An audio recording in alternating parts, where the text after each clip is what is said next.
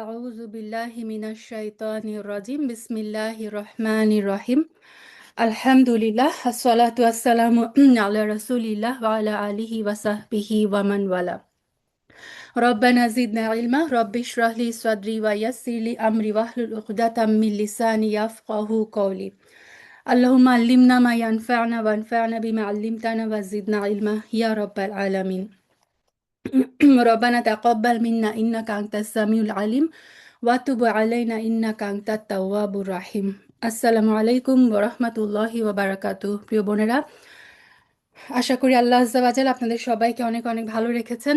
আজকে আমরা শুরু করতে যাচ্ছি সূরা আল ফাথের তাফসির। গত 2 সপ্তাহ আসলে সূরা আল ফাথের যে ব্যাকগ্রাউন্ড, এটার যে মানে এই সূরা নাজিল হওয়ার যে পিছনে যে ঘটনাটা হুদায়বিয়ার সন্ধি, সেটা আলহামদুলিল্লাহ আমরা আল্লাহ সুবহানাহু ওয়া তাআলা যতটুকু বিস্তারিতভাবে জানানোর তৌফিক দিয়েছেন আমরা একটু জেনেছি। সো এই হুদায়বিয়ার ঘটনার পরে লাস্ট দিন আমরা থেমেছিলাম যে রাসূল সাল্লাল্লাহু আলাইহি সাল্লাম যখন হুদায়বিয়ার সন্ধি করার পরে ফিরছিলেন মদিনার পথে, তখনই আল্লাহ সুবহানাহু ওয়া তাআলা এই পুরা সূরাটা একসাথে নাজিল করেন এবং রাসূল সাল্লাল্লাহু আলাইহি সাল্লাম ওমর রাদিয়াল্লাহু আনহুকে ডেকে এই সূরাটা পুরাপুরি তেলাওয়াত করে শুনান। তো আজকে আমরা এই সূরাটাই শুরু করতে যাচ্ছি যে আল্লাহ আজ্জা ওয়া জাল সূরার মধ্যে আমাদেরকে কি বলছেন। বিসমিল্লাহির রহমানির রহিম। প্রথম আয়াতে বলা হচ্ছে ইন্না ফাতাহনা লাকা ফাতহাম মুবিনা। ইন্না ইন্না মানে হচ্ছে নিশ্চয়ই আমরা। এই যে ইন্নার পাশে যে একালিফের যে মাদটা দেখা যাচ্ছে, এটা হচ্ছে ইন্না প্লাস নাহনু মানে আমরা। ইন্না মানে নিশ্চয়, ইন্না একালিফ টানের মাধ্যমে হয়ে যায় নিশ্চয়ই আমরা। তো এখানে যদি কেউ একালিফ টানটা না দেয়, ইন্না ফাতাহ না বলে দেয়, তাহলে কিন্তু আল্লাহ সুবহানাহু ওয়া তাআলা যে বলছেন নিশ্চয়ই আমরা, আমরা এখানে এই আমরাটাই কেটে দিচ্ছি। তো এই কারণে একালিফ টানগুলো কিন্তু কোরআনে এত বেশি ইম্পর্টেন্ট। ইন্না মানে নিশ্চয়ই আমরা, ফাতাহ না মানে আমরা বিজয় দিয়েছি, লাকা লা মানে জন্য, কা মানে তোমার। সো তোমাকে, রাসূল সাল্লাল্লাহু আলাইহি সাল্লামকে এখানে আল্লাহ আযজা ওয়া জাল সরাসরি অ্যাড্রেস করছেন যে ইন্না ফাতাহনা লাকা, নিশ্চয়ই আমরা তোমার জন্য দিয়েছি ফাতহাম মুবিনা, একটা বিজয়। ফাতহান মানে বিজয়, কেমন বিজয়? যেটা হচ্ছে মুবিন। মুবিন মানে হচ্ছে সুস্পষ্ট, একদম ক্লিয়ার। নিশ্চয়ই আমরা তোমাকে দিয়েছি সুস্পষ্ট একটা বিজয়। তো এই সূরাটার নামকরণ করা হয়েছে এই যে প্রথম যে মানে সেকেন্ড যে ওয়ার্ডটা ফাতাহ থেকে ফাত, ফাত মানে বিজয়। তো এই ফাতাহ ইয়াফতাহ শব্দটা নিয়ে একটু যদি আমরা একটু বিশ্লেষণ করি, ফাথনের একটা অর্থ হচ্ছে কোনো কিছু খুলে দেওয়া, ওপেন করা, কোনো কিছু আনলক করা। যেমন সূরা ফাতিহার নাম ফাতিহা কেন? কারণ এটা হচ্ছে কোরআনের ওপেনিং সূরা, একদম শুরুর সূরা। কোরআন ওপেন হচ্ছে এই সূরাটা দিয়ে, এই কারণে কিন্তু ওই সূরাটার একটা নাম হচ্ছে সূরা ফাতিহা। তো ফাথের একটা অর্থ বললাম যে খুলে দেওয়া, কোনো কিছু উন্মোচন করা। এটা দিয়ে যেন আল্লাহ আজ্জা ওয়া জাল বলছেন যে মক্কা এতদিন তালাবদ্ধ ছিল। মক্কায় আমরা জানি এই সূরাটা হুদায়বিয়ার সন্ধিটা হয় হচ্ছে হিজরির ষষ্ঠ শরে। সো এই 6টা বছর ধরে রাসূল সাল্লাল্লাহু আলাইহি সাল্লাম এবং সাহাবীরা মক্কায় যেতে পারছিলেন না। আল্লাহ সুবহানাহু ওয়া তাআলা এখানে তাকে বললেন, রাসূল সাল্লাল্লাহু আলাইহি সাল্লামকে বললেন যে আমরা মক্কা এতদিন তালাবদ্ধ ছিল, এখন কি করলাম? তোমার জন্য মক্কাকে খুলে দিলাম। যদিও এই বছর রাসূল সাল্লাল্লাহু আলাইহি সাল্লাম মক্কায় প্রবেশ করতে পারেনি, যেটা পরের বছর করবেন, কিন্তু যে তালাটা লাগানো ছিল, যে বাধাটা ছিল, সেটা আল্লাহ সুবহানাহু ওয়া তাআলা এই হুদায়বিয়া সন্ধির মাধ্যমে কিন্তু উন্মুক্ত করে দিলেন, আনলক করে দিলেন। ফাথের আরেকটা অর্থ হচ্ছে মানে সম্পদের যে বিশাল প্রাচুর্য, সম্পদের মানে সম্পদ মুসলমানদের জন্য খুলে দেওয়া। এই হুদায়বিয়ার সন্ধির মাধ্যমে রাসূল সাল্লাল্লাহু আলাইহি সাল্লাম এবং তার সাহাবীরা এর পরের বছরই হচ্ছে খয়বারের যুদ্ধটা সংঘটিত হয়, যার মাধ্যমে হচ্ছে মুসলমানরা বিপুল পরিমাণ ধন সম্পদের অধিকারী হয়ে যায়। সো এটাও একটা ফাত, মুসলমানদের জন্য এটাও ছিল একটা ফাত। এবং হুদায়বিয়ার সন্ধিতে আমরা শুনে এসেছি যে হুদায়বিয়ার সন্ধির একটা চুক্তি ছিল এরকম যে মুসলমান এবং কুরাইশ উভয় পক্ষই এখন যে কোনো গোত্রের সাথে চুক্তি বা মিত্রতা করার পূর্ণ অধিকার রাখবে। সো আরবের যে কোনো গোত্র চাইলে মুসলিমদের সাথে জোটবদ্ধ হতে পারবে এবং চাইলে তারা কুরাইশদের সাথেও জোটবদ্ধ হতে পারবে। তৎকালীন আরবের ব্যাপারটাই ছিল এরকম যে ছোট ছোট যে গোত্রগুলো, তারা বড় বড় গোত্রগুলোর সাথে কি করতো? চুক্তিবদ্ধ হতে চাইতো। কারণ ছোট গোত্রের উপর কেউ যদি অ্যাটাক করতো, তখন বড় গোত্রের সাথে যারা চুক্তিবদ্ধ ছিল সেই বড় গোত্ররা তাকে রক্ষা করতো, সেই ছোট ছোট গোত্রগুলোকে। সো এই গোত্রের সাথে চুক্তিবদ্ধ হওয়াটা কিন্তু তখন অনেক ইম্পর্ট্যান্ট ছিল। এবং এই হুদায়বিয়ার সন্ধি কেন মুসলমানদের জন্য একটা ফাত ছিল, কেন বিজয় ছিল? কারণ রাসূল সাল্লাল্লাহু আলাইহি সাল্লাম কুরাইশদের সাথে সফলভাবে একটা আলোচনা করার মাধ্যমে কুরাইশদের সাথে চুক্তি করতে সক্ষম হয়েছে। এটাই ছিল বিশাল একটা বিজয়। কেননা আরবের যে অন্যান্য ছোট ছোট গোত্রগুলো, তারা যখন অবাক হয়ে দেখলো যে সুবহানাল্লাহ, এই মুসলিমরা নিরস্ত্র অবস্থায় ওমরা করার জন্য বিনা মোটামুটি বিনা অস্ত্রে নিরস্ত্র অবস্থায় সরাসরি তারা শত্রুর গুহায় গিয়েছে, অর্থাৎ মক্কায় গিয়েছে, এবং তারা নিরাপদে সেখান থেকে বের হয়ে এসেছে একটা চুক্তি স্বাক্ষর করে। এটা ছিল মুসলিমদের জন্য একটা বিশাল বিজয়। কারণ কুরাইশের আগে মুসলিমদের কোনো গুরুত্ব দিত না, তাদের চোখে মুসলিমরা ছিল নিচু শ্রেণীর, কৃতদাস শ্রেণী। কিন্তু এখন সেই কুরাইশরাই মুসলিমদের সাথে বসে চুক্তি স্বাক্ষর করেছে। তার মানে কি, এটা ছিল মুসলিমদের জন্য আনুষ্ঠানিক একটা স্বীকৃতি। মাত্র 2 বছর আগে খন্দকের যুদ্ধে যে কুরাইশরা মুসলিমদেরকে সমূলে ধ্বংস করতে চেয়েছিল, আজকে তারা আলোচনার টেবিলে বসে রাসূল সাল্লাল্লাহু আলাইহি সাল্লামের সাথে চুক্তি করতে বাধ্য হচ্ছে। তার মানে আরব উপদ্বীপের যে গোত্র, তারা বুঝে গেল যে এই অঞ্চলের আসল শক্তি কিন্তু এখন আর কুরাইশরা না, বরং মুসলিমরা।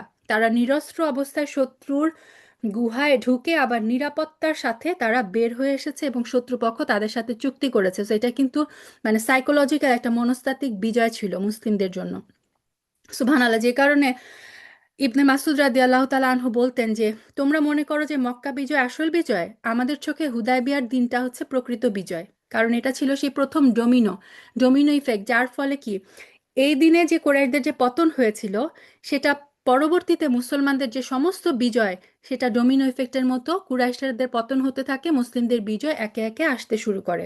কুরাইশরা ধীরে ধীরে রাজনৈতিকভাবে দুর্বল হয়ে যায়। এবং পরের বছরগুলোতে এই যে ছোট ছোট গোত্রগুলো, তারা যখন দেখলো যে কুরাইশদের সাথে যেহেতু মুসলিমদের 10 বছরের একটা চুক্তি হয়েছে যে তারা একে অপরের সাথে যুদ্ধে লিপ্ত হবে না, সো এখন যদি তারা মুসলিমদের সাথে চুক্তিবদ্ধ হয়, তাহলে কুরাইশরা তাদেরকে অ্যাটাক করতে পারবে না। এই কারণে কিন্তু গোত্র গোত্র এসে রাসূল সাল্লাল্লাহু আলাইহি সাল্লামের কাছে তখন ইসলাম ধর্ম গ্রহণ করতে শুরু করে। তাদেরকে আর যে যে দাওয়াত দিতে হয়নি, অনেক গোত্র তারা নিজেরাই পুরা দল বল পুরা গোত্র সহ এসে রাসূল সাল্লাল্লাহু আলাইহি সাল্লামের সাথে কাছে এসে মানে ইসলাম ধর্ম গ্রহণ করে। সো এটাও হচ্ছে ফাথের আরেকটা মিনিং। ফাথের একটা অর্থ হচ্ছে দুঃখ কষ্ট দূর হওয়া। এই চুক্তির আগ পর্যন্ত মুসলিমদের অর্থনৈতিক অবস্থা বলেন, সবকিছু তাদের অবস্থা শোচনীয় ছিল, অনেক কষ্ট ছিল। কিন্তু এই যে ফাথের মাধ্যমে, খয়বরের যুদ্ধের মাধ্যমে সম্পদের দুয়ার আল্লাহ আযজা ওয়া জাল মুসলিমদের জন্য খুলে দেন। হুদায়বিয়ার চুক্তির ফলে রাসূল সাল্লাল্লাহু আলাইহি ওয়াসাল্লাম যখন নিশ্চিত হলেন যে এখন মক্কা থেকে কুরাইশরা আর অ্যাটাক করবে না, তখন তিনি কুরাইশদের চিন্তা বাদ দিয়ে কি করলেন, খয়বরের দিকে, খয়বরের যে শক্তিশালী সম্পদশালী ইহুদি গোত্র ছিল, তাদের দিকে মনোযোগ দিলেন। কারণ রাসূল সাল্লাল্লাহু আলাইহি ওয়াসাল্লাম এখন বুঝতে পারলেন, এখন যদি তিনি খয়বার অ্যাটাক করেন, কুরাইশরা যেহেতু চুক্তিবদ্ধ, কুরাইশরা কিন্তু আর এই ইহুদিদের হেল্পের জন্য আসবে না। সো আলহামদুলিল্লাহ, রাসূল সাল্লাল্লাহু আলাইহি ওয়াসাল্লাম এই সুযোগটাই নিলেন এবং খয়বরের যুদ্ধে মুসলিমদের জন্য বিপুল পরিমাণ সম্পদ মানে অর্জিত হয়েছিল। বলা হয় যে এর আগ পর্যন্ত মুসলিমরা কোনো একটা যুদ্ধের জন্য তলোয়ার কিনবে, ঘোড়া কিনবে, সেটার জন্য হিমশিম খেত। কিন্তু খয়বরের পরে আল্লাহ আযজা ওয়া জাল এই মুসলিম সম্প্রদায়কে অত্যন্ত সম্পদশালী করে দেন। তো এই সবগুলো, এই যে এতগুলো বিজয় একমাত্র এই মানে হুদায়বিয়ার সন্ধির মাধ্যমেই কিন্তু আসে। যে কারণে আল্লাহ সুবহানাহু ওয়া তাআলা বলেছেন, ইন্না ফাতাহনা লাকা ফাতহাম মুবিনা। এটা একটা ক্লিয়ার ভিক্টোরি। যদিও ওই মোমেন্টে রাসূল সাল্লাল্লাহু আলাইহি সাল্লাম কিংবা সাহাবীরা বুঝতে পারছিলেন না যে চোখের সামনে আমরা কোনো বিজয় দেখতে পাচ্ছি না, আমরা সমস্ত শর্ত কুরাইশদের সমস্ত শর্ত মেনে নিয়ে ফেরত যাচ্ছি। তো আল্লাহ সুবহানাহু ওয়া তাআলা তার নবীকে জানিয়ে দিলেন কোরআন নাজিল করে যে এই হুদায়বিয়ার সন্ধিটা হচ্ছে মুসলিমদের জন্য একদম সুস্পষ্ট বিজয়, এবং ইন্না মানে নিশ্চিত, এটা হচ্ছে নিশ্চিত বিজয়। তারপর আল্লাহ সুবহানাহু ওয়া তাআলা বলছেন যে তিনি যে এই বিজয়টা দিলেন কেন, লিয়াগফির লাকা আল্লাহু মা তাকদ্দামা মিন যামবিকা ওয়া মা তাআখার। লি মানে জন্য, ইয়াগফির মানে গফারা ইয়াগফির মানে ক্ষমা করা। লিয়াগফির যেন আল্লাহ সুবহানাহু ওয়া তাআলা ক্ষমা করতে পারেন, লাকা তোমাকে, রাসূল সাল্লাল্লাহু আলাইহি সাল্লামকে আল্লাহ বলছেন যেন আল্লাহ সুবহানাহু ওয়া তাআলা তোমাকে ক্ষমা করে দিতে পারেন, আল্লাহ তাকদ্দামা মানে যেটা আগে হয়ে গেছে, মিং জাম্বিক, জাম মানে হচ্ছে গুনাহ, ঠিক গুনাহ না, জাম মানে হচ্ছে এমন ধরনের কিছু দোষ যেটা হচ্ছে বিব্রতকর। জানব হচ্ছে টেইল, মানে আরবিতে যে লেজ, পশুদের যে লেজ, সেটাকে বলা হয় জানব। তো একটা পশুর জন্য কিন্তু তার লেজটা হচ্ছে তার জন্য সবচেয়ে বেশি বিব্রতকর একটা জিনিস। তো জানব বলা হয় এরকম গুনাহকে, যেগুলোর জন্য সেটা বড় ধরনের কোনো পাপ না, এটা এমন কিছু কাজ যেটা মানুষের জন্য বিব্রতকর। তা আল্লাহ সুবহানাহু ওয়া তাআলা তার রাসূলকে উদ্দেশ্য করে বলছেন যে তোমার দ্বারা যে সমস্ত এই জানব, যে সমস্ত এমন কিছু ছোটখাটো ভুল ত্রুটি হয়ে গেছে যেটা তোমার আগে হয়েছে, ওয়ামা তা আখর, অথবা যা পরে হবে, সেগুলো আল্লাহ সুবহানাহু ওয়া তাআলা কি করলেন, তিনি ক্ষমা করে দিতে চাইলেন। রাসূল সাল্লাল্লাহু আলাইহি ওয়াসাল্লামের পূর্বের, অতীতের এবং ভবিষ্যতের যে ছোটখাটো ত্রুটি সমূহ ছিল, সেগুলো আল্লাহ সুবহানাহু ওয়া তাআলা ক্ষমা করে দিতে চাইলেন। ওয়া ইউতিম্মা নি'মাতাহু আলাইকা, ওয়া এবং ইউতিম্মা মানে হচ্ছে পূর্ণ করে দেওয়া, নিয়মা আল্লাহর যে নিয়মা, আল্লাহর যে অনুগ্রহ, আলাইকা তোমার প্রতি আল্লাহর যে অনুগ্রহ, সেটা যেন তিনি পূর্ণ করে দিতে পারেন। ওয়া ইয়াহদিয়াকা, এবং হাদা ইয়াহদি মানে কি, আমরা ওই যে ইহদিনা বলি সূরা ফাতিহা, এটা মানে হচ্ছে হেদায়েত দেওয়া, পথ দেখানো। ওয়া ইয়াহদিয়াকা মানে যেন তিনি তোমাকে পরিচালনা করতে পারেন, সিরাতাম মুস্তাকিমা, একদম সরল সঠিক পথের দিকে তিনি যেন তোমাকে পরিচালনা করতে পারেন। তাহলে পুরো আয়াতটার অর্থ এরকম হয় যে যেন আল্লাহ সুবহানাহু ওয়া তাআলা তোমার অতীত এবং ভবিষ্যতের ত্রুটি মার্জনা করে দিতে পারেন, এবং তোমার প্রতি তার অনুগ্রহ পূর্ণ করে দিতে পারেন, এবং তোমাকে যেন তিনি সরল পথের হেদায়াত দান করতে পারেন। তো সুবহানাল্লাহ, আমরা যদি এখানে একটু চিন্তা করি, আমরা জানি রাসূল সাল্লাল্লাহু আলাইহি সাল্লামের কিন্তু কোনো, তিনি মানে তিনি পাপ মুক্ত, তিনি বড় কোনো পাপ করেন নাই। তাহলে স্কলাররা বলেছেন এখানে জান বলতে আল্লাহ সুবহানাহু ওয়া তাআলা তার কোন ত্রুটিগুলোর কথা বলছেন। আমরা কোরআনে কিন্তু অলরেডি পড়েছি, যখন আমরা তর্জমা পড়েছি, যে কিছু কিছু ঘটনা আল্লাহ সুবহানাহু ওয়া তাআলা কখনো কখনো তার নবীকে একটু ক্রিটিসাইজ করেছেন। যেমন বদরের বন্দীদের মুক্তি দেওয়ার যে কৌশলগত সিদ্ধান্ত রাসূল সাল্লাল্লাহু আলাইহি সাল্লাম নিয়েছিলেন, বদরের ৭০ জন বন্দী কুরাইশকে, মানে মুসলিমরা বন্দী হিসেবে নিয়ে এসেছিল। তখন রাসূল সাল্লাল্লাহু আলাইহি সাল্লাম তার সাহাবীদের সাথে আলোচনা করেছিলেন যে এই বন্দীদেরকে নিয়ে কি করা যায়। ওমর রাদিয়াল্লাহু তাআলা আনহু বলেছিলেন যে এদেরকে আমরা হত্যা করে ফেলি।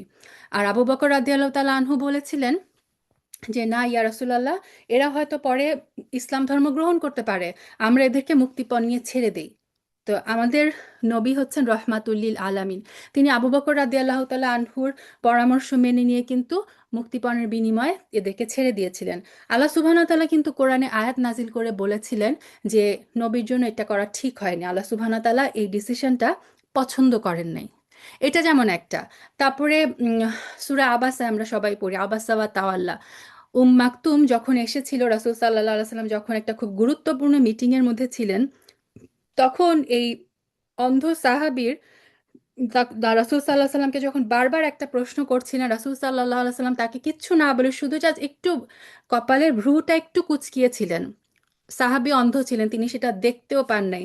কিন্তু রাসূল সাল্লাল্লাহু আলাইহি সাল্লামের যে স্ট্যান্ডার্ড, রাসূল সাল্লাল্লাহু আলাইহি সাল্লামের যে মর্যাদা, তার জন্য কিন্তু সব কিছুর মানদণ্ড আমাদের সাধারণ মানুষের মানদণ্ডের অনেক উপরে। আমাদের জন্য এটা কোনো ব্যাপারই না, কিন্তু আল্লাহ সুবহানাহু ওয়া তাআলা তার নবীর সামান্যতম বিচ্যুতিকেও তিনি পছন্দ করতেন না, কারণ তার স্ট্যান্ডার্ডই হচ্ছে এরকম।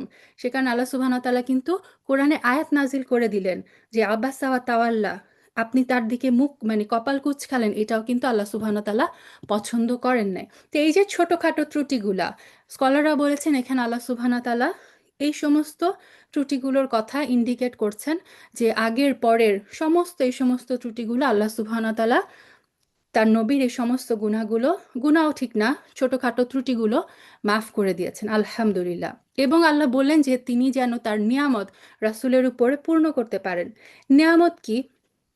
এই সেম কথাটা, প্রায় সেম কথাটা আল্লাহ সুবহানাহু ওয়া তাআলা ইউসুফ আলাইহিস সালামের জন্য ইউজ করেছিলেন। সূরা ইউসুফে আমরা পাই, আল্লাহ বলেছিলেন যে ইউসুফ আলাইহিস সালাম যখন স্বপ্ন দেখে তার বাবাকে এসে বলেছিলেন, ইয়াকুব আলাইহিস সালামকে, যে বাবা আমি এরকম একটা স্বপ্ন দেখেছি। ইয়াকুব আলাইহিস সালাম ঠিক এই এই কথাটা বলেছিলেন যে আল্লাহ যেন তার নিয়ামত তোমার উপর পূর্ণ করেন। তো ইউসুফ আলাহিসাল্লামের উপর আল্লাহ সুবহানাহু ওয়া তাআলা কিভাবে নিয়ামত পূর্ণ করেছিলেন? তার ভাইদের উপরে তার বিজয়ের মাধ্যমে। একইভাবে আল্লাহ আজ্জা ওয়া জাল তার রাসূলকেও বলছেন যে তোমার যে ভাই অর্থাৎ এই যে কুরাইশরা, তোমার যে গোত্রের লোক, এদের উপরও তুমি বিজয়ী হবে। আল্লাহ সুবহানাহু ওয়া তাআলা তার এই নিয়ামত ইউসুফ আলাইহিস সালামের উপর যেমন পূর্ণ করেছিলেন, ঠিক তেমনি আল্লাহ সুবহানাহু ওয়া তাআলা রাসূল সাল্লাল্লাহু আলাইহি সাল্লামের উপরও কিন্তু আলটিমেটলি মক্কা বিজয়ের মাধ্যমে কিন্তু এই নিয়ামত ঠিকই পূর্ণ করেছিলেন। আলহামদুলিল্লাহ। এবং তারপর আল্লাহ বললেন যেন তিনি তার রাসূলকে সরল সঠিক পথের দিকে পরিচালনা করেন। সুবহানাল্লাহ। তো আমরা তো সবাই জানি রাসূল সাল্লাল্লাহু আলাইহি সাল্লাম তো সরল সঠিক পথের উপরেই ছিলেন। তাহলে আল্লাহ সুবহানাহু ওয়া তাআলা এখানে কেন বললেন? স্কলাররা বলেছেন এখানে এটা দ্বারা আল্লাহ সুবহানাহু ওয়া তাআলা ইন্ডিকেট করছেন যে আপনার যে চূড়ান্ত লক্ষ্য, তোমার যে মানে চূড়ান্ত লক্ষ্য, রাসূল সাল্লাল্লাহু আলাইহি সাল্লামের মিশনটা কি ছিল? কাবাকে শিরক মুক্ত করা, কাবাকে আল্লাহ সুবহানাহু ওয়া তাআলার মানে যে তাওহীদ, ইব্রাহিম আলাইহিস সালাম কাবাকে প্রতিষ্ঠা করেছিলেন কেন? তাওহীদ প্রতিষ্ঠার জন্য। এবং এই মক্কার মুশরিকরা আলটিমেটলি কি করেছিল? কাবা ঘরে অসংখ্য মূর্তি রেখেছিল। রাসূল সাল্লাল্লাহু আলাইহি সাল্লামের মিশন ছিল এই কাবা থেকে সমস্ত মূর্তিগুলোকে সরানো, আবার মক্কার বুকে, আরবের বুকে পুরা বিশ্বের ইসলামের যে জয় জয়কার সেটা করানো, তাওহীদ প্রতিষ্ঠা করা। তা আল্লাহ আযজা ওয়া জাল্লা এখানে তাকে ইন্ডিকেট দিচ্ছেন যে তোমার যে ডিরেক্ট লক্ষ্য, তোমার যে চূড়ান্ত লক্ষ্য, সেটা হচ্ছে মক্কা বিজয়। এবং মক্কা বিজয়ের দিকে এখন একটা সরাসরি সহজ একটা পথ, এই সিরাতাম মুস্তাকিম সরল একটা সঠিক পথ এই হুদায়বিয়ার সন্ধির মাধ্যমে তৈরি হয়ে গেল। আল্লাহ আযজা ওয়া জাল তার রাসূলকে মক্কা বিজয় করার জন্য, তার যে আলটিমেট মিশন সেটা কমপ্লিট করার জন্য সহজ সরল একটা পথ তৈরি করে দিলেন এই হুদায়বিয়ার সন্ধির মাধ্যমে। তো এই আয়াতে আল্লাহ সুবহানাহু ওয়া তাআলা দেখেন রাসূলের উপর তার যে তিনটা অনুগ্রহ সেটার কথা বললেন। তারপর আল্লাহ বলছেন ওয়ায়াং সুরাকা আল্লাহু নাসরন আজিজা। ওয়ায়াং সুরাকা, নাসর, নাসরুন মানে হচ্ছে সাহায্য, নাসরা ইয়াংসুরু মানে সাহায্য করা। ওয়ায়াং সুরাকা, এবং তোমাকে যেন সাহায্য করতে পারে আল্লাহ, আল্লাহ যেন তোমাকে সাহায্য করতে পারেন নাসরন আজিজা, এমন সাহায্য যেটা হচ্ছে আজিজ। আজিজ মানে হচ্ছে একদম বলিষ্ঠ সাহায্য। আল্লাহ সুবহানাহু ওয়া তাআলা যেন তার রাসূলকে বলিষ্ঠ সাহায্য করতে পারেন, এটাও ছিল এই হুদায়বিয়ার সন্ধির একটা উদ্দেশ্য। তো আল্লাহ সুবহানাহু ওয়া তাআলা এর আগে বললেন যে তিনি অলরেডি বিজয় দিয়েছেন। তারপরে তিনি কেন বলছেন যে এখানে আবার রাসূলকে তিনি যেন আরো সাহায্য করতে মানে আরো রাসূলের জন্য তার কাছে রয়েছে আরো বলিষ্ঠ সাহায্য, জোর সাহায্য, এমন সাহায্য। আল্লাহর সাহায্য যখন আসে এবং সেই সাহায্য যখন এরকম বলিষ্ঠ জোর সাহায্য হয়, সেই সাহায্যকে আর মানে পরাজিত করার ক্ষমতা কিন্তু আর কারো থাকে না। তো আল্লাহ সুবহানাহু ওয়া তাআলা এখানে কেন বললেন যে আল্লাহর মানে তিনি যদি বিজয় অলরেডি দিয়ে থাকেন, বিজয়ের পরে সাহায্যের কেন দরকার? এখানে আল্লাহ সুবহানাহু ওয়া তাআলা তার রাসূলকে ইন্ডিকেট করছেন যে মক্কা বিজয়ের পরে সামনে আরো এমন কিছু যুদ্ধ আসবে যেখানে অনেক বড় বড় সাম্রাজ্যের বিরুদ্ধে, যেমন রোম সাম্রাজ্যের সাথে যুদ্ধ হবে, আরো অনেক এরকম যুদ্ধ হবে যেখানে আল্লাহ সুবহানাহু তাআলার পক্ষ থেকে কঠিন সাহায্যের দরকার মুসলিমদের হবে, যেরকম হয়েছিল হুনাইনের যুদ্ধে। তারপরে আম, রোমদের বিরুদ্ধে যে যুদ্ধ হয়েছিল, সেই যুদ্ধগুলোতে আল্লাহ সুবহানাহু তাআলার পক্ষ থেকে এই সাহায্য, বলিষ্ঠ সাহায্যের কিন্তু দরকার হয়েছিল। সো আল্লাহ সুবহানাহু তাআলা এখানে তার রাসূলকে ভবিষ্যতে ভবিষ্যতে যে সমস্ত সাহায্যগুলোর প্রয়োজন হবে সেটার নিশ্চয়তা কিন্তু আল্লাহ সুবহানাহু তাআলা তার রাসূলকে দিয়ে দিলেন। আলহামদুলিল্লাহ। তারপরে তিনি ইন্ডিকেট করছেন রাসূল সাল্লাল্লাহু আলাইহি সাল্লামের পরে এখন আল্লাহ আযজা ওয়া জাল কথা বলছেন মুমিনদের কথা। যে এখানে কোন মুমিনদের কথা বলা হচ্ছে, যেহেতু এটা হুদায়বিয়ার পরপর নাজিল হয়েছে। সো এই যে হুদায়বিয়ার সন্ধিতে, এই হুদায়বিয়ার জার্নিতে রাসূল সাল্লাল্লাহু আলাইহি সাল্লামের সাথে যে 1400 থেকে 1500 সাহাবী ছিলেন, এই মুমিন সাহাবীদের কথা আল্লাহ সুবহানাহু ওয়া তাআলা এখানে বলছেন। কি বলছেন? হুয়াল্লাযী আনজালাস সাকিনাতা ফি কুলুবিল মুমিনিন। হুয়াল্লাযী, তিনি হচ্ছেন মানে তিনি আল্লাহ যিনি আনজালা মানে অবতীর্ণ করা, সাকিনা যিনি সাকিনা নাজিল করেছেন। সাকিনা মানে কি? সাকিনা মানে হচ্ছে প্রশান্তি। সাকিনা মানে হচ্ছে আপনাদের মনে আছে বনি ইসরায়েলের কাছে যে একটা পবিত্র সিন্দুক ছিল যেটাকে বলে তাবুত, এটার ক্ষেত্রেও কিন্তু আল্লাহ সুবহানাহু ওয়া তাআলা এই সাকিনা শব্দটা ইউজ করেছেন। কেন? কারণ বনি ইসরায়েলের ওই সিন্দুক, ওই তাবুতটার মধ্যে মুসা আল্লাহ সাল্লামের ব্যবহৃত কিছু জিনিস ছিল, বলা হয় মুসা আল্লাহ সাল্লামের লাঠিটা ছিল, তারপরে হারুন আল্লাহ সাল্লামের ব্যবহৃত জিনিসপত্র ছিল, এবং ওইটা বনি ইসরায়েলের কাছে এত গুরুত্বপূর্ণ ছিল, এটাকে তারা পবিত্র সিন্দুক তাবুত বলতো। আল্লাহ বলেছেন এটা হচ্ছে তাদের জন্য সাকিনা, ওইটা দেখলে তাদের অন্তর প্রশান্ত হয়ে যেত। ঠিক তেমনি আল্লাহ সুবহানাহু ওয়া তাআলা দেখেন কি বলছেন, যে আল্লাহ এই যে মুমিন, ফি কুলুবিল মুমিনিনা, মুমিনদের অন্তরে, মুমিনদের কলবের মধ্যে আল্লাহ সুবহানাহু ওয়া তাআলা সাকিনা নাজিল করে দিয়েছেন, প্রশান্তি নাজিল করে দিয়েছেন। কেন? লিয়াজদাদু ঈমানাম মা ঈমানিহিম। জাদা ইয়াজিদু মানে হচ্ছে বাড়ানো। আমরা দোয়া করি না রব্বি জিদনিন, আল্লাহ তুমি বাড়িয়ে দাও, এখানে আল্লাহ বল লিয়াজ দাদু, যেন তিনি বাড়াতে পারেন, বৃদ্ধি করতে পারেন, ইমানাম, ইমান বাড়াতে পারেন, মা ইমানিহিম, অর্থাৎ এই মুমিনদের অলরেডি তো তাদের ইমান ছিল, যে কারণেই তো তারা রাসূল সাল্লাল্লাহু আলাইহি সাল্লামের সাথে এই জার্নিতে আসলেন, এবং রাসূল সাল্লাল্লাহু আলাইহি সাল্লামের হাতে হাত রেখে তারা বাইয়াতে রিদওয়ানেও অংশগ্রহণ করলেন। এবং এই কাজের মাধ্যমে আল্লাহ সুবহানাহু ওয়া তাআলা কি করলেন, তাদের যে ইমান ছিল সেই ইমানের সাথে ইমান আরো বাড়িয়ে দিলেন।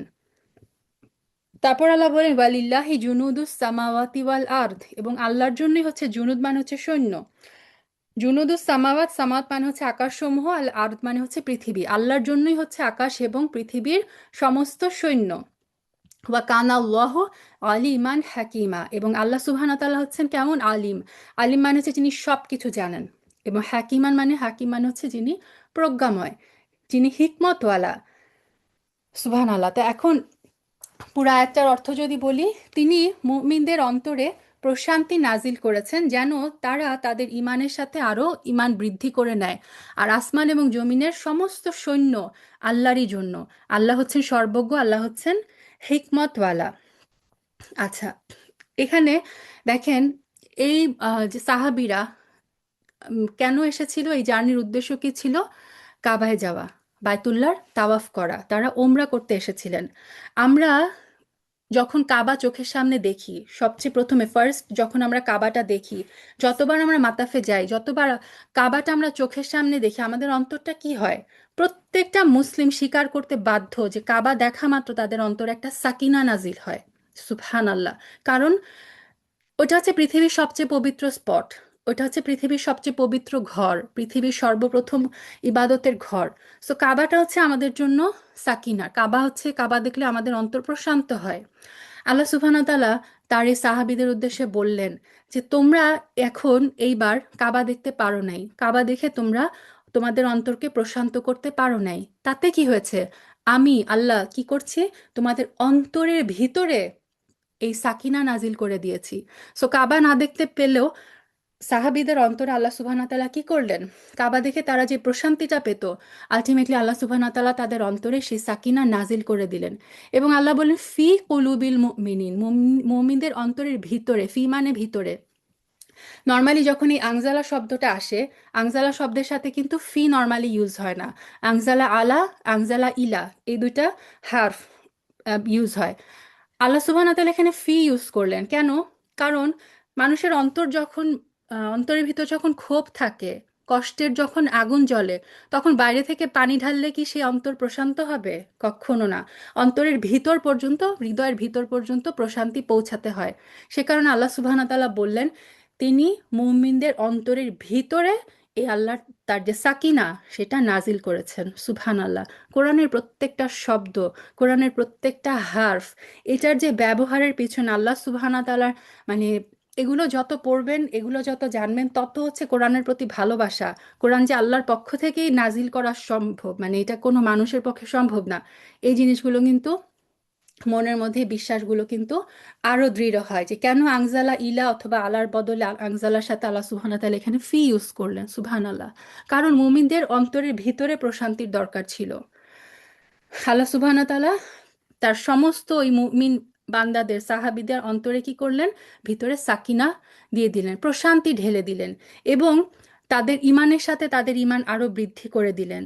তো এই যে বাইয়াতে রিদওয়ান, রাসূল সাল্লাল্লাহু আলাইহি সাল্লাম যখন শুনলেন, তার মানে এই গুজবটা যখন ছড়িয়ে পড়লো যে ওসমান রাদিয়াল্লাহু তাআলা আনহুকে কুরাইশরা হত্যা করে ফেলেছিলেন, হত্যা করে ফেলেছে, তখন রাসূল সাল্লাল্লাহু আলাইহি সাল্লাম তার সাহাবীদেরকে ডেকে বললেন যে শপথ নাও যে আমরা এখন কুরাইশদের বিরুদ্ধে লড়াই করব, তাদের সাথে কোনো অস্ত্র ছিল না। সো কুরাইশদের সাথে এখন লড়াই করতে যাওয়া মানে হচ্ছে নিজেদেরকে মৃত্যুর মুখে ঠেলে দেওয়া। রাসূল সাল্লাল্লাহু আলাইহি সাল্লামের কথা শুনে 1400 সাহাবা কিন্তু এক ফোঁটা দ্বিধা না করে কি করলেন, বাইয়াত নিলেন, শপথ নিলেন।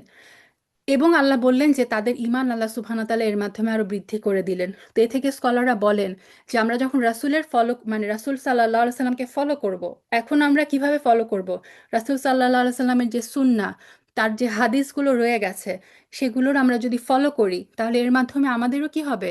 ঈমান বৃদ্ধি পাবে। সো আমরা জানি আমাদের আহলুস সুন্নাহ ওয়াল জামাতের আকীদা হচ্ছে আমাদের ঈমান কিন্তু বাড়ে এবং কমে। আমাদের ঈমান কিন্তু কখনো স্থির থাকে না। রমাদানে আমাদের ইমানে যে লেভেল ছিল, এখন যদি আমরা চেক করি আমাদের ইমান কিন্তু সেই লেভেলে নাই। সো ইমান কিভাবে আমরা বাড়াতে পারি? ভালো কথার মাধ্যমে, ভালো কাজের মাধ্যমে। আমরা যত নেক আমল করব আমাদের ইমান কিন্তু বাড়বে। আবার আমরা যখনই কোনো পাপ করে ফেলবো, সাথে সাথে কিন্তু আমাদের ইমান কমে যায়। সো এই আয়াতে আল্লাহ সুবহানাহু ওয়া তাআলা আমাদেরকে ইমান বাড়ানোর একটা ওয়ে বলে দিলেন, রাসূলের ফলো করা, রাসূলের ইত্তিবা করা। তারপর আল্লাহ বললেন যে আকাশ এবং পৃথিবীর সমস্ত সৈন্য আল্লাহ সুবহানাহু ওয়া তাআলার। আল্লাহর সৈন্য কিন্তু শুধু ফেরেশতারা না। আল্লাহ সুবহানাহু ওয়া তাআলা, আমরা জানি যে ফেরেশতাদের মাধ্যমে তিনি রাসূল সাল্লাল্লাহু আলাইহি সাল্লামকে বদরের যুদ্ধেও সাহায্য করেছেন, হুনাইনের যুদ্ধে করেছেন, অনেক যুদ্ধে সাহায্য করেছেন অনেকভাবে। তো শুধুমাত্র ফেরেশতারা কিন্তু আল্লাহর বাহিনী না। নমরুদের কথা আমরা জানি, আল্লাহ নমরুদকে কি দিয়ে ধ্বংস করেছিলেন? একটা মশা দিয়ে। সো মশাও কিন্তু আল্লাহর বাহিনী। আব্রাহার বাহিনীকে আল্লাহ সুবহানাহু ওয়া তাআলা কি দিয়ে ধ্বংস করেছিলেন? পাখি দিয়ে। প্রত্যেকটা পাখির মানে কাছে তিনটা পাথর ছিল, সেই পাথরের মাধ্যমে আল্লাহ সুবহানাহু ওয়া তাআলা সেই আব্রাহার বাহিনীকে ধ্বংস করেছেন। বনি ইসরায়েলকে আল্লাহ সুবহানাহু ওয়া তাআলা তার বিভিন্ন বাহিনী দিয়ে পরীক্ষা করেছেন, উকুন দিয়ে, পঙ্গপাল দিয়ে, ব্যাং দিয়ে, রক্ত দিয়ে, তাই না? এগুলো আমরা সব কোরআনে পেয়ে এসেছি। তো আল্লাহ বললেন আকাশ এবং পৃথিবীর সমস্ত যে সৈন্য, এগুলো হচ্ছে সব আল্লাহর অধীনে। এবং তিনি হচ্ছেন সব কিছু জানেন। তিনি হচ্ছেন সবচেয়ে বেশি হিকমতওয়ালা। তিনি জানেন কখন কোন সৈন্য ব্যবহার করে কাকে কিভাবে সাহায্য করতে হবে। আলহামদুলিল্লাহ। তারপর আল্লাহ বললেন লিইউদখিলাল মুমিনিনা ওয়াল মুমিনাতি জান্নাতিন তাজরি মিন তাহতিহাল আনহার। লিইউদখিলা, যেন তিনি প্রবেশ করাতে পারেন, আল মুমিনিন ওয়াল মুমিনাত। মুমিন মানে হচ্ছে মুমিন পুরুষ, মুমিনাত হচ্ছে স্ত্রীবাচক, অর্থাৎ মুমিন নারী। যেন আল্লাহ সুবহানাহু ওয়া তাআলা মুমিন পুরুষ এবং মুমিন নারীদেরকে প্রবেশ করাতে পারেন জান্নাত। কেমন জান্নাত? তাজরি, যারা ইয়াজরি মানে হচ্ছে প্রবাহিত হওয়া, এমন জান্নাত যার নিচ দিয়ে প্রবাহিত হয়, মিন তাহতিহা, তাহতা মানে নিচে, যার নিচ দিয়ে প্রবাহিত হয় আনহার, নাহারের বহুবচন, ঝর্ণাসমূহ। তো আল্লাহ সুবহানাহু ওয়া তাআলা যেন মুমিন পুরুষ এবং মুমিন নারীদেরকে এমন জান্নাতে প্রবেশ করান যার নিচ দিয়ে নহরসমূহ প্রবাহিত হয়। খালিদিনা ফিহা, তারা সেখানে চিরদিন থাকবে। এবং আল্লাহ কি করবেন, এটা একটা নিয়ামত যে তিনি মুমিন পুরুষ এবং মুমিন নারীদেরকে জান্নাতে প্রবেশ করাবেন। আরেকটা নিয়ামত হচ্ছে ওয়ায়ুকাফির আনহুম সাইয়্যাতিহিম। কাফারে ইউকাফিরু মানে হচ্ছে মিটিয়ে দেওয়া, গোপন করা। দেন যেন তিনি মিটিয়ে দিতে পারেন আনহুম তাদের থেকে সাইয়্যাত। সাইয়্যাত মানে হচ্ছে খারাপ কাজ, তাদের যে আহ, পাপ কাজ, সেগুলো। এখানেও যদি ছোট্ট একটা জিনিস খেয়াল করি, ভাষার যে ব্যবহার, আল্লাহ মুমিন পুরুষ মুমিন নারীদের জন্য ইউজ করলেন সাইয়্যাত, তাদের পাপ সমূহ। আর তার রাসূলের জন্য কি ইউজ করেছিলেন? রাসূলের জন্য কিন্তু কিন্তু সাইয়্যাত শব্দটা ইউজ করেননি। রাসূলের জন্য ইউজ করেছিলেন, কে মনে আছে? যানব, যেটা ছিল ত্রুটি। সুবহানাল্লাহ। তাহলে দেখেন, রাসূলের জন্য ইউজ করেছেন যান, এবং মুমিন পুরুষ মুমিন নারীদের জন্য ইউজ করেছেন সাইয়্যাত, খারাপ কাজ, তাদের পাপ। ওয়াকানা যালিকা ইনদাল্লাহি ফাওজান আযীমা। এবং এটাই হচ্ছে ইনদাল্লাহি, ইনদা মানে নিকটে, আল্লাহর কাছে, ফাওজান, ফাওজান মানে হচ্ছে সাফল্য, আজিমা বিরাট, এটাই হচ্ছে আল্লাহ সুবহানাহু ওয়া তাআলার কাছে মহা সাফল্য। তাহলে আয়াতের টোটাল অর্থটা কি হলো? যাতে তিনি মুমিন পুরুষ এবং মুমিন নারীদেরকে প্রবেশ করান জান্নাতে, যার নিচ দিয়ে নহরসমূহ প্রবাহিত হয়, যেখানে তারা চিরস্থায়ী হবে, এবং তিনি তাদের পাপসমূহ মোচন করবেন। আর এটাই হচ্ছে আল্লাহর নিকট মহান সাহায্য। আমরা যখন ওমরা করতে যাই, হজ করতে যাই, আমাদের উদ্দেশ্য কি থাকে? আমাদের উদ্দেশ্য কিন্তু আমাদের পাপগুলো মাফ করানো। আমাদের উদ্দেশ্য হচ্ছে জান্নাত। কারণ হজের যে আয়াতটা, যে হজ্জে মাবরুরের পুরস্কারই হচ্ছে জান্নাত। একদম সরাসরি জান্নাতের কথা বলা হয়েছে। তো এই যে মুমিনরা রাসূল সাল্লাল্লাহু আলাইহি সাল্লামের এই 1400 থেকে 1500 সাহাবী তার সাথে যে ওমরার উদ্দেশ্যে রওনা দিয়েছিলেন, তাদের উদ্দেশ্য কি ছিল? তাদের উদ্দেশ্য কিন্তু ছিল জান্নাত পাওয়া। তাদের উদ্দেশ্য ছিল আল্লাহর ক্ষমা পাওয়া। তা আল্লাহ সুবহানাহু ওয়া তাআলা এই আয়াত নাজিল করে রাসূল সাল্লাল্লাহু আলাইহি সাল্লামকে এবং তার মাধ্যমে মুমিনদেরকে জানিয়ে দিলেন যে তোমরা এই বছর ওমরা করতে না পারলেও যে উদ্দেশ্যে তোমরা এসেছিলে সেটা তোমাদের পূর্ণ হয়েছে। আল্লাহ সুবহানাহু ওয়া তাআলা তোমাদেরকে ক্ষমা করে দিয়েছেন। তোমাদেরকে জান্নাতের সুসংবাদ আল্লাহ সুবহানাহু ওয়া তাআলা দিচ্ছেন। সুবহানাল্লাহ। দেখেন, তারা কাবা পর্যন্ত পৌঁছাতে পারেনি, কিন্তু তাদের যে নিয়ত ছিল সেই নিয়তের কারণে আল্লাহ সুবহানাহু ওয়া তাআলা তাদের এই জান্নাত এবং তাদের যে মানে ক্ষমা, এটা আল্লাহ সুবহানাহু ওয়া তাআলা কিন্তু তাদেরকে দিয়ে দিলেন। এবং আল্লাহ আরো কি বললেন, যে তাদের থেকে তাদের যে পাপ সমূহ ছিল, খারাপ কাজ, অশ্লীল কাজ, এগুলো তিনি মিটিয়ে দিয়েছেন। এবং আল্লাহ বললেন এটা হচ্ছে আল্লাহর নিকট মহা সাফল্য। আল্লাহ, দেখেন এখানে হচ্ছে ফাউজান আজিমা বলা হচ্ছে বিরাট সাফল্য। এটা হচ্ছে ব্যক্তি লেভেলে। প্রথম আয়াতে আল্লাহ বলেছিলেন যে মুসলিম জাতির জন্য এটা হচ্ছে কি ফাতহা মুবিনা, এটা হচ্ছে মহা একটা বিজয়। আর আমাদের ইন্ডিভিজুয়াল লেভেলে, পার্সোনাল লেভেলে, আমাদের পার্সোনাল লেভেলে বিজয় কি? পার্সোনাল লেভেলে বিজয় হচ্ছে যখন আল্লাহ সুবহানাহু ওয়া তাআলা আমাদের পাপ সমূহ মিটিয়ে দিবেন এবং আল্লাহ সুবহানাহু ওয়া তাআলার কাছ থেকে যখন আমরা জান্নাত পাবো। এটাই হচ্ছে মানে আখিরাতের যে মুক্তি, এটাই হচ্ছে মানুষের জন্য সবচেয়ে বড় সাফল্য। এই আয়াতটা অসাধারণ। সো একটা হচ্ছে মানে মুসলিম জাতি হিসেবে বিজয়, আরেকটা হচ্ছে আমার পার্সোনাল লেভেলে প্রত্যেকটা মানুষের, ইন্ডিভিজুয়াল মানুষের জন্য বিজয়। ইন্ডিভিজুয়াল মানুষের জন্য বিজয় হচ্ছে সেটাই যখন হচ্ছে আমার পাপগুলো মার্জনা করে দেওয়া হবে, আমার পাপগুলো আল্লাহ সুবহানাহু ওয়া তাআলা মুছে ফেলবেন এবং আমাকে জান্নাত দিবেন। সেটাই হচ্ছে আমার জন্য ব্যক্তিগত লেভেলে, প্রত্যেকটা মুমিনের জন্য সেটাই হচ্ছে বিজয়। সুবহানাল্লাহ।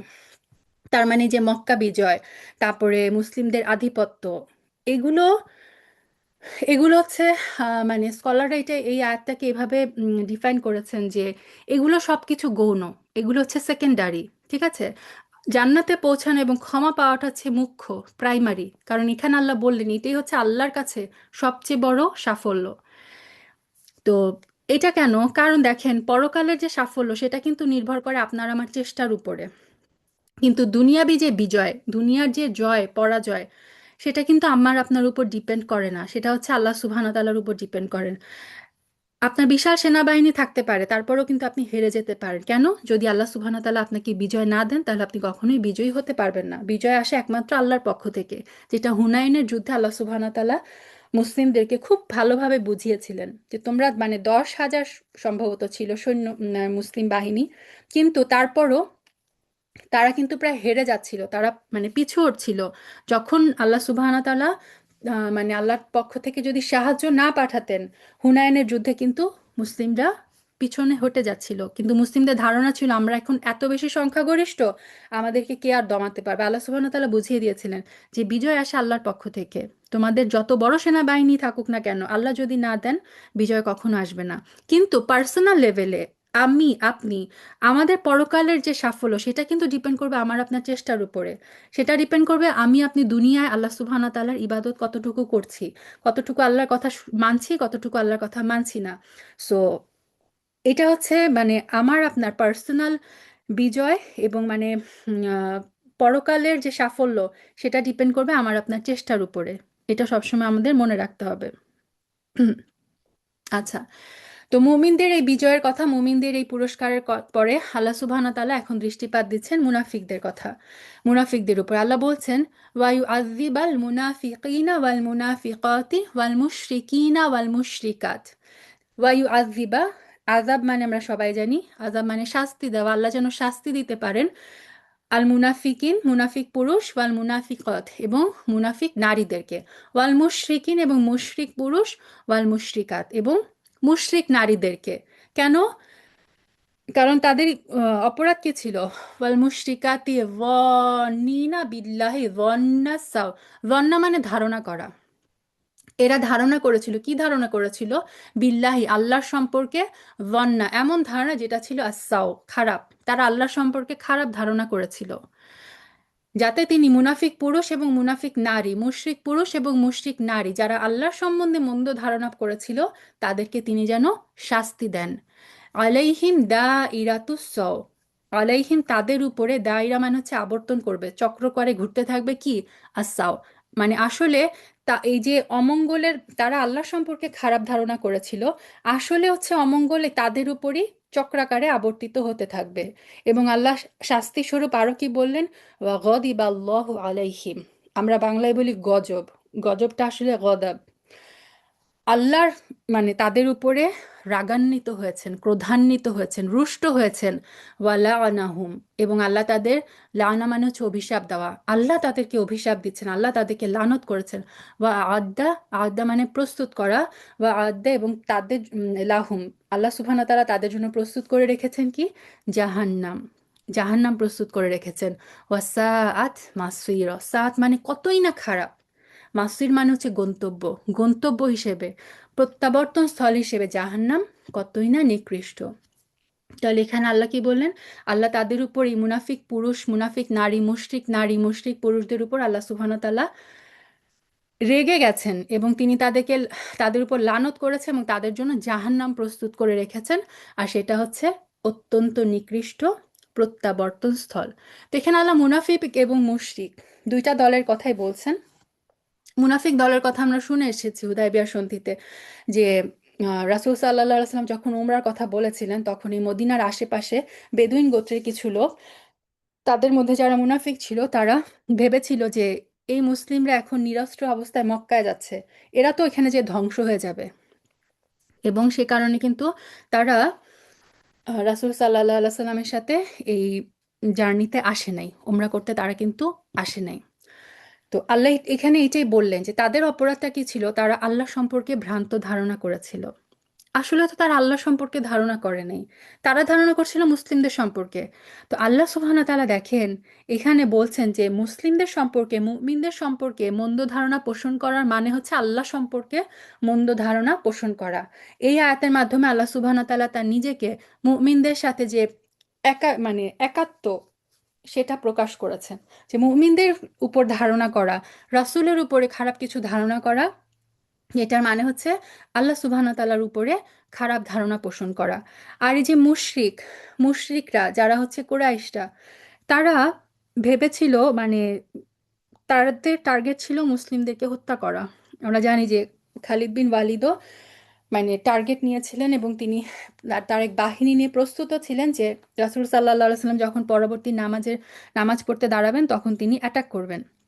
তো এই যে মুশরিক পুরুষ, মুশরিক নারী, তারা যখন দেখলো যে না, মুসলিমদেরকে তো তারা মারতে পারলোই না, মুসলিমরা এখন চোখের সামনে, তাদের চোখের সামনে এই চুক্তি স্বাক্ষর করে মাথা উঁচু করে চলে যাচ্ছে, এটা হচ্ছে তাদের দগ্ধতার কারণ, মানে তার এটা ছিল তাদের জন্য একটা আযাব, তারা এটা দেখে দেখে মনের মধ্যে জ্বলছিল। তো আল্লাহ সুবহানাহু ওয়া তাআলা এটাই বললেন যে, আল্লাহ সুবহানাহু ওয়া তাআলা এটার মাধ্যমে কি করলেন, মুনাফিকরা যখন দেখলো যে রাসূল সাল্লাল্লাহু আলাইহি সাল্লাম তার পুরা বাহিনী নিয়ে নিরাপত্তার সাথে মদিনায় ফিরে এসেছে, তখন তারাও জ্বলছিল।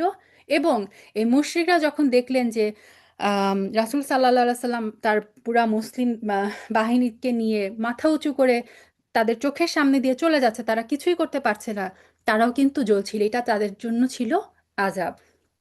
এবং আল্লাহ বললেন তাদের উপর আল্লাহ সুবহানাহু ওয়া তাআলার গজব, আল্লাহ সুবহানাহু ওয়া তাআলার লানত, অভিশাপ, এবং এদের জন্য আল্লাহ সুবহানাহু ওয়া তাআলা প্রস্তুত করে রেখেছেন জাহান্নাম। এবং যে জাহান্নাম হচ্ছে প্রত্যাবর্তন স্থল হিসেবে, গন্তব্যস্থল হিসেবে অত্যন্ত খারাপ। তারপর আল্লাহ সুবহানাহু ওয়া তাআলা এখানে আবারও বলছেন, ওয়ালিল্লাহি জুনুদুস সামাওয়াতি ওয়াল আরদ, আকাশ এবং পৃথিবীর সমস্ত সৈন্যবাহিনী একমাত্র আল্লাহর। ওয়া কানা আল্লাহু আজিজান হাকিমা, এবং আল্লাহ হচ্ছেন আজিজ, তিনি হচ্ছেন মহাপরাক্রমশীল, তিনি হচ্ছেন হাকিম, মহাজ্ঞানী। তো দেখেন মুমিনদের কথা যখন উল্লেখ করেছিলেন তখন আল্লাহ বলেছিলেন সেই সেই আয়াতে, ওয়া কানা আল্লাহু আলিমান হাকিমা। আর যখন মুশরিক আর মুনাফিকদের কথা বললেন তখন আল্লাহ সুবহানাহু ওয়া তাআলা ইউজ করলেন, তিনি হচ্ছেন আজিজান হাকিমা। সুবহানাল্লাহ। তো যারা হিফজ করে, হিফজের ক্ষেত্রে এই যে আম, এই টিপসগুলো মানে মনে রাখতে হয় যাতে মুখস্থ করতে সহজ হয়। এখন আল্লাহ তার রাসূলের উদ্দেশ্যে বলছেন যে ইন্না আরসালনাকা শাহিদাও ওয়া মুবাশশিরাও ওয়া নাযীরা। ইন্না, নিশ্চয়ই আমরা, আরসালনাকা, তোমাকে প্রেরণ করেছি, রাসূলকে প্রেরণ করেছেন কি হিসেবে? আল্লাহ সুবহানাহু ওয়া তাআলা এখানে রাসূলকে তিনটা দায়িত্ব বলেন। একটা হচ্ছে শাহিদা। শাহিদ মানে কি? শাহিদ মানে সাক্ষ্য। রাসূল সাল্লাল্লাহু আলাইহি সাল্লাম হচ্ছেন সাক্ষ্য। ওয়া মুবাশশিরা, মুবাশশির মানে কি? বাশারা ইউবাশশিরু মানে হচ্ছে সুসংবাদ। রাসূল সাল্লাল্লাহু আলাইহি সাল্লাম হচ্ছেন সুসংবাদদাতা। ওয়া নাযীর, নাযীর মানে হচ্ছে সতর্ককারী। তো রাসূল সাল্লাল্লাহু আলাইহি সাল্লামকে আল্লাহ সুবহানাহু ওয়া তাআলা পাঠিয়েছেন সাক্ষী হিসেবে, সুসংবাদদাতা হিসেবে এবং সতর্ককারী হিসেবে। আমরা যদি ওয়ার্ডের স্ট্রাকচার খেয়াল করি, দেখেন শাহিদা, নাযীর, আর এখানে কিন্তু হওয়া মানে স্ট্রাকচার অনুযায়ী হওয়ার কথা ছিল বাশির। শাহিদা ওয়া বাশির ওয়া নাযীর, ঠিক আছে? কিন্তু দেখেন কোরআনের মানে আল্লাহ সুবহানাহু ওয়া তাআলা কি মানে ভাষার যে ইউজ, সুবহানাল্লাহ। শাহিদ মানে হচ্ছে যিনি সাক্ষ্যদাতা, বাশির মানে হচ্ছে যিনি সুসংবাদ দেয়, মুবাশশির, বাশিরের জায়গায় আল্লাহ সুবহানাহু ওয়া তাআলা মুবাশশির কেন ইউজ করলেন? মুবাশশির মানে হচ্ছে যিনি কন্টিনিউয়াস সুসংবাদ দিয়ে যান। আর নাযিরের ক্ষেত্রে নাযির হচ্ছে ইসম সিফা, মানে হচ্ছে যিনি মাঝে মধ্যে সতর্ক দেন, সতর্ক করেন, তিনি সবসময় সতর্ক করেন না। এই আয়াতটা মানে এত অসাধারণ। আল্লাহ আযজা ওয়া জাল্লা রাসূল সাল্লাল্লাহু আলাইহি সাল্লামকে বলেছেন যে তিনি, তার কাজ হচ্ছে সব মানে সবসময় সুসংবাদ দেওয়া, যখন দরকার হয় তখন শুধুমাত্র সতর্ক করা, ঠিক আছে? তো আমি জানি না আমি বুঝাতে পারলাম কিনা। ইসম সিফা ইউজ করেছেন, মানে হচ্ছে যেটা তিনি মাঝে মধ্যে করবেন, সতর্ক তিনি মাঝে মধ্যে করবেন। মুবাশশির, তিনি সবসময় সুসংবাদ দিবেন। অধিকাংশ সময় রাসূল সাল্লাল্লাহু আলাইহি ওয়াসাল্লাম সুসংবাদ দিতেন, শুধুমাত্র প্রয়োজনের সময় সতর্ক করতেন। এটাই হচ্ছে আমাদের ইসলামী দাওয়াতের মূল ভিত্তি। আমরা যখন ইসলামের দাওয়াত দিব, তখন আমরা সুসংবাদ দিব। সতর্ক শুধুমাত্র তখন করব যখন সেটা জরুরি। কিন্তু আমরা কি করি? আমরা আনফরচুনেটলি উল্টা করি। সুবহানাল্লাহ। আমরা যখন বাচ্চাদেরকে সলাতের গুরুত্বের কথা বোঝাতে যাই, আমরা কি বলি? সলাত পড়ো, না হলে আল্লাহ সুবহানাহু ওয়া তাআলা কি করবেন? তোমাকে জাহান্নামে দিবেন। আমরা কিন্তু এটা বলি না, তুমি সলাত পড়ো যাতে আল্লাহ সুবহানাহু ওয়া তাআলা তোমাকে জান্নাত দেন। আমরা কিন্তু পজিটিভটা দেখাই না। আমরা কি করি? এইটা করো নাহলে আল্লাহ শাস্তি দিবেন। মিথ্যা কথা বলো না, আল্লাহ শাস্তি দিবেন। আমরা এটা বলি না, তুমি সত্য কথা বলো, আল্লাহ সুবহানাহু ওয়া তাআলা তোমাকে জান্নাত দিবেন। অথচ আল্লাহ কোরআনে এটা ক্লিয়ারলি এখানে আমাদেরকে এই আয়াতে এইটাই ইন্ডিকেট দিচ্ছেন, তুমি সুসংবাদ দাও। সতর্ক শুধু তখন করো, নেগেটিভ সংবাদ শুধু তখন দাও যখন দরকার। আমরা যখন বাচ্চাদেরকে প্রফেটদের স্টোরি শুনাই, তখন কি বলি? মানে যে নূহ আলাইহিস সালামের জাতির স্টোরি কি? এরকম এরকম এরকম করলো তারা, আল্লাহ সুবহানাহু ওয়া তাআলা মহাপ্লাবন দিয়ে তাদেরকে ধ্বংস করে দিল। ফেরাউনের স্টোরি কি? মুসা আলাইহিস সালামের স্টোরি কি? ফেরাউন এটা এটা করলো, আল্লাহ সুবহানাহু ওয়া তাআলা ফেরাউনকে সাগরে ডুবিয়ে দিল। আদ সামুদ এদেরকে আল্লাহ এভাবে ধ্বংস করলো, ধ্বংস করলো। তো বাচ্চাদের কাছে আমরা ইসলামটা এমনভাবে প্রচার করি, স্টোরিগুলো এমনভাবে বলি, বাচ্চাদের কাছেও মনে হয় আল্লাহ ইজ দ্য ডেস্ট্রয়ার, আল্লাহ এই জাতিকে ধ্বংস করেছে, আল্লাহ ওই জাতিকে ধ্বংস করেছে। তার মানে বাচ্চাদের কাছে আমরা কি মানে দিচ্ছি? আল্লাহ সুবহানাহু ওয়া তাআলা সম্পর্কে একটা নেগেটিভ ধারণা, যে আল্লাহ একে ধ্বংস করে, একে ধ্বংস করে, একে ধ্বংস করে, আল্লাহ সবাইকে ধ্বংস করে না। ইসলামের যে সৌন্দর্য, রাসূল সাল্লাল্লাহু আলাইহি সাল্লামের স্টোরির যে সৌন্দর্যগুলো, প্রত্যেকটা নবীর যে মানে পজিটিভ দিকগুলো, এগুলো কিন্তু আমরা বেশি বলি না।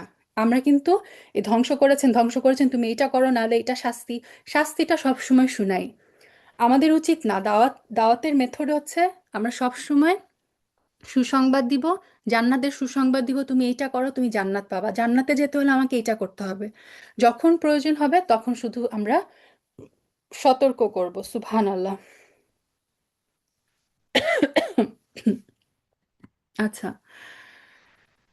তারপরে দেখেন আল্লাহ বলছেন যে এই যে তিনি, আচ্ছা, সাক্ষী, সাক্ষীর কথাটা বললাম না, শাহিদ। রাসূল সাল্লাল্লাহু আলাইহি সাল্লামকে আল্লাহ সাক্ষী হিসেবে পাঠিয়েছেন। রাসূল সাল্লাল্লাহু আলাইহি সাল্লাম কিসের সাক্ষী? রাসূল সাল্লাল্লাহু আলাইহি সাল্লাম শুধু এই সাক্ষ্য না, এই সাক্ষ্য দিতে আসেন নাই যে আল্লাহ ছাড়া কোনো ইলাহ নাই, শুধুমাত্র তাওহীদ প্রতিষ্ঠার জন্য না। রাসূল সাল্লাল্লাহু আলাইহি সাল্লাম তার এই 23 বছরের জার্নির, বদরের যুদ্ধ, উহুদের যুদ্ধ, হুদায়বিয়ার এই যে সন্ধি, কুরাইশদের যে আগ্রাসন, কুরাইশরা তাকে মক্কা থেকে বের করে দিল, এই পুরো সফরে রাসূল সাল্লাল্লাহু আলাইহি সাল্লাম কিন্তু সাক্ষী। তার সাহাবীরা কিভাবে তাকে সাপোর্ট করেছে, আর তার বিরুদ্ধে তার যে শত্রুরা যা কিছু করেছে, সব কিছুর উপর রাসূল সাল্লাল্লাহু আলাইহি সাল্লাম কিন্তু সাক্ষী। এবং আমরা এটাও জানি তিনি কিন্তু যে কিয়ামতের দিন সমস্ত বাকি সমস্ত নবীদের উপরেও তিনি কিন্তু সাক্ষী হবেন। সুবহানাল্লাহ। তারপর আল্লাহ বলছেন যে লিতুমিনু বিল্লাহি ওয়া রাসূলিহি ওয়া তুআযযিরুহু ওয়া তুওয়াক্কিরুহু ওয়া তুসাব্বিহুহু বুকরাতাও ওয়া আসফিলা। লিতুমিনু যেন তোমরা ঈমান আনো, এখানে তোমরা বলতে আমাদেরকে বোঝানো হচ্ছে, মানে সমস্ত মুসলিম উম্মাহ, যেন তোমরা ঈমান আনো। এই যে রাসূলকে পাঠানোর আরেকটা কারণ কি, যেন তোমরা ঈমান আনো বিল্লাহি আল্লাহর উপর, ওয়া রাসূলিহি তার রাসূলের উপর যেন তোমরা ঈমান আনো, ওয়া তুআযযিরুহু তাকে যেন তোমরা সাহায্য করো। সো আমার আল্লাহ সুবহানাহু ওয়া তাআলার যে রাসূল, সেই রাসূলকে তো যেন তোমরা সাহায্য করো। ওয়া তুওয়াক্কিরুহু এবং তাকে যেন তোমরা সম্মান করো। সো আমাদের দায়িত্ব হচ্ছে রাসূল সাল্লাল্লাহু আলাইহি সাল্লামের আল্লাহ এবং তার রাসূলের উপর ঈমান আনা, রাসূলের সাহায্য এবং রাসূলকে সবসময় কি সম্মান করা। ওয়া তুসাব্বিহুহু এবং তার পবিত্রতা ঘোষণা করে। এবং কার পবিত্রতা? পবিত্রতা কিন্তু আমরা ঘোষণা করি একমাত্র আল্লাহ সুবহানাহু ওয়া তাআলার, তাই না? বিশ্বাস আমরা করি আল্লাহ এবং তার রাসূলের, কিন্তু পবিত্রতা যখন আমরা ঘোষণা করব সেটা কিন্তু শুধুমাত্র আল্লাহ সুবহানাহু ওয়া তাআলার। কখন পবিত্রতা ঘোষণা করব? বুকরাতা ও আসিলা। বুকরা মানে সকাল, আসিলা মানে হচ্ছে সন্ধ্যা। সকাল এবং সন্ধ্যায় তোমরা তার পবিত্রতা ঘোষণা করো, তো যাতে তোমরা আল্লাহ এবং তার রসুলের উপর ঈমান আনো, তার রসুলকে সাহায্য করো, তার রসুলকে সম্মান করো এবং সকাল সন্ধ্যায় আল্লাহ সুবহানাহু ওয়া তাআলার পবিত্রতা ঘোষণা করো। এখন আল্লাহ এই যে বাইয়াতে রিদওয়ান, বাইয়াতে রিদওয়ানের যে মুমিনরা রাসূল সাল্লাল্লাহু আলাইহি সাল্লামের হাতে হাত রেখে শপথ নিয়েছিলেন তাদের কথা বলছেন। ইন্নাল্লাযীনা ইউবাইউনাকা ইন্নামা ইউবাইউনাল্লাহ।